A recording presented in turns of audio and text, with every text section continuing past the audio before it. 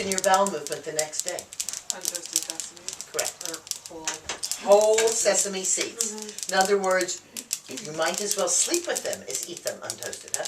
Yep. Because you get nothing from seeds, them. that's how they get past. Exactly. There's that hard seed coat. That's how they grow. Then they grow. It's designed to keep you from digesting the seed. That's the point of it. Right? So almost all seeds we want to heat treat in some way. Alright, sesame, it really works to just pan roast like this. Although I have seen people do it in the oven, it doesn't seem to be quite as controllable. I just want to stir up the bottom a little bit, right? Oh, can I? Yes, you can. Alright, just keep it stirred from the bottom there, right? But things like almonds we want to toast, cashews we want to toast, nuts or seeds, they need to be toasted, right? I'll do it like that. I'll do it.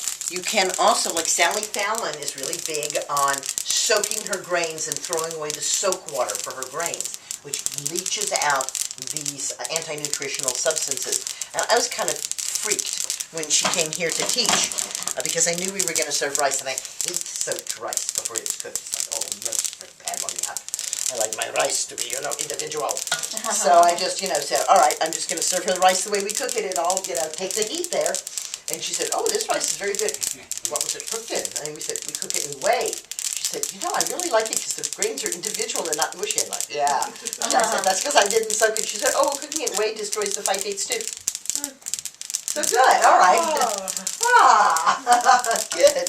Now, of course, we have plenty of whey because we make cheese. Right. So we have gallons and gallons and gallons of whey. But whey is not necessarily so easy for I know, it's really a lot of work, isn't it? Yeah. Yeah. Wow. That really makes my arm Makes your arm hot, yeah, because you're down there with the fire. tired. Oh, tired, I hear you, it does. Makes your arm hot and tired. So this is really the individual aspect of making this here. How much roast are you going to get on those seeds? Are you going to let the seeds just roast a little? Are you going to wait till all the seeds are really dark? And, of course, my macrobiotic teachers felt that the amount of roasting had to do with the weather. And the colder the weather outside, the more the seed should be roasted. In other words, the more heat should be put into that so that then when you ate it, you got that out. And so they would recommend right now, oh, well, don't roast it too much because you're moving into the warm weather. Right? Yeah, it smells good. Doesn't it smell wonderful? Oh, my goodness. I ate it all. So at this point, nothing very specialized happening. You've got to get Demeriocyst kelp. Marie tried this with dulse. It doesn't work very well with dulse. She tried it with kombu. It was just awful with kombu. There were like hunks of kombu, which are just unedible. So you could probably use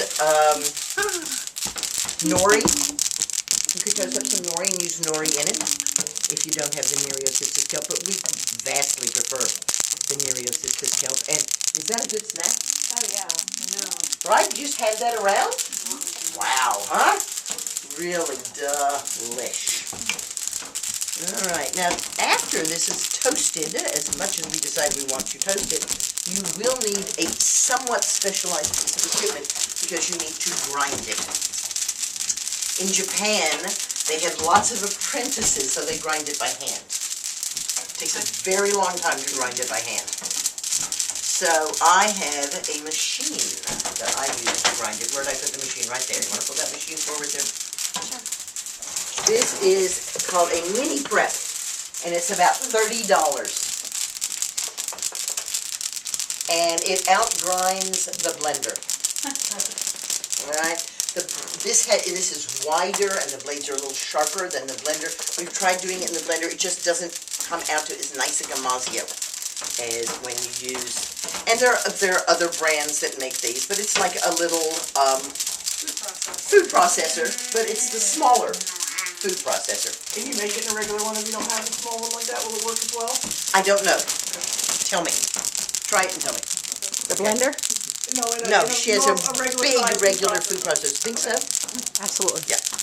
I would think that you'd want to, probably also on this one, not put too much in at a time. Absolutely. That's right. Not too much. Turn it into No more than half or a third, right? Yeah. About a half, yes. Fill this about half full, exactly. Thank you. Okay. What we can do is see if we can find an electrical outlet. Which might be the most difficult thing in this entire thing. Good luck. One over there. All right. Yay. Perfect. Great. Oh. Can't you though? That's ready. Or a magic bullet. A magic bullet. Yeah, that would work. This would work in a magic bullet.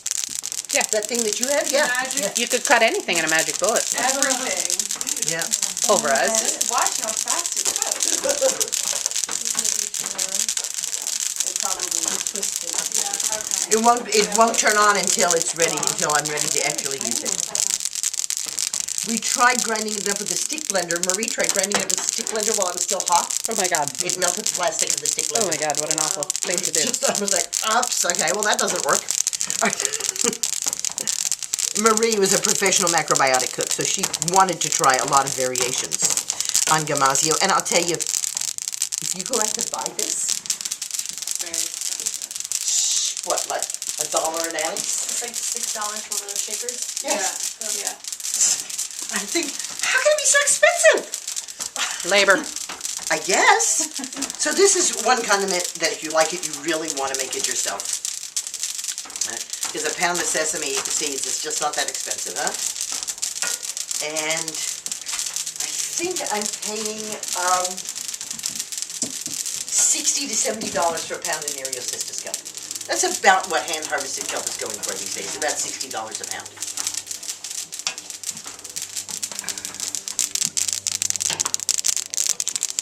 And is that box of milk? This is 5 pounds.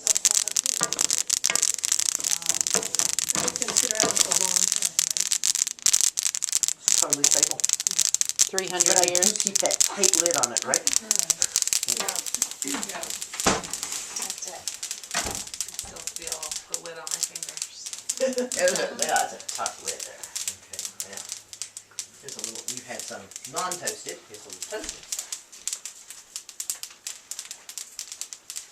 Different?